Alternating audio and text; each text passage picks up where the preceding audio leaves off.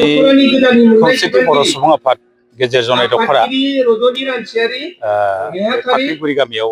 गाजा गोमजायै बेजों लोगोसे जनाय दखरा दुलाराय बर' आइजो अनसाय आफाद मेहेरगोनां मोनसे हाबाफारि जुथायै खुंनाय जादों। बे गेवला मेलाव गाहाय आलासि महरै बाहागो लानो मोननानै गोसोखौ खोब गोजोननाय मोनदों आरो नोंथांमोननि चेनेलनि दारै आं बयनिसिमबो गाहाम हामलायनायखौ बावबाय। दिनै जिहेतु खौसेथि बर' सुबुं आफादा दिनै जोनोमनिफ्रायनो ब्रिटिशनि बायजोआव रायजो जानाय बर'फोरनि थामोनथा आरो जोंनि सोलोंथाइ जौगानाय थामोनथा आरो सिनायथिखौ रैखा होनो थाखाय मोनसे आलादायै गावखुंथाय दिनै बेखौ जाफुंब्लाबो दिनै बे इन्टारिम बडियाव दङ। बेखौ दिनै बिनि गामि सोसननाय बिनि बियाब थानाया जाफुंजोबाखै। बिनि सायाव जों जिहेतु खामानि मावगासिनो दं आरो बेलेबेलाव रायज्लायगासिनो दं। माखासे 959 गं गामिया सोजाबाय आरो 160 गं गामिया दा बावैनो फोसावजागोनखौ माबादों आरो जोंना मोनसे जेंना थाबाय राभा हासङाव थानाय साउथ कामरुप आरो गवालपारा जिल्लानि बर'फोर आरो सनितपुर आरो बिश्वनाथ जिल्लानि माखासे जेंना थाबाय।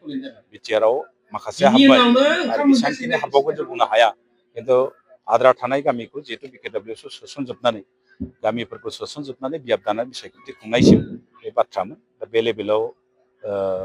गिबि मन्थ्रिया जोंनो मोनसे अफिसियेल टक बे साननैसोनि गेजेराव जागोन जिहेतु बेयाव मोनसे गोजोनथाव बाथ्रा जिहेतु 6.3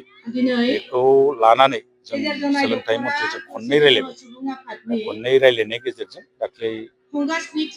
धेमाजियाव फैनायाव बे जिल्लानि गासैबो माहारियारि आफादफोर थुनलाइ आफाद बर' फरायसा आफाद आरो आइजो अनसाय आफाद जों गासैखौबो लाफानानै सोलोंथाइ मन्थ्रिजों रायज्लायदोंमोन। जिहेतु धेमाजिनिफ्राय जागायजेनदों बे भेन्सार स्कुलनि प्रब्लेमखौ लानानै बेयाव माखासे रेजुलेसन माखासे पलिसि बानायदों। माखासे मिनिमाइज खालामनानै नैबे दा गोदानै जिथु प्रभिन्सियेलाइज एक्ट बानायबाय 2025 मायथाइनि बेनि दारै भेन्सार स्कुलफोरखौ सोरखारिजों खालामनो थाखाय मोनसे सिन्था सरसा खालामनाय जादों आरो जिथु गामिफ्रा हाथारा बेखौ थारमाने काउन्सिलनि थ्रुयै माखासे जेनेरेल बाजेटजों एजुकेसन डेभेलपमेन्टनि थाखाय मोनसे काउन्सिला बाजेट बानायना हरबा बेसेबां स्कुलनि थाखाय फैसा नांगौ फोरोंगिरिफोरनो बेखौ बानायना हरबा काउन्सिला बानायना हरबा बिनि सायाव साप्लिमेन्टारि बाजेट हरदेरनानै बे फरायसालिफोरखौ फोथांना लाखिनायनि थाखाय मोनसे सिन्था सरसा खालामनाय जादों आरो नांगौ बादियै बबेबा फरायसालिफोर नांगौबा सोरखारानो माखासे मडेल स्कुल जेरै मडेल स्कुल 25 गं होनाय खोथामोन बर' थुनलाइ आफादनि बिनि मादाव जोंनि धेमाजियाव गंथाम गोलैदों आरो बिनि बादैबो माखासे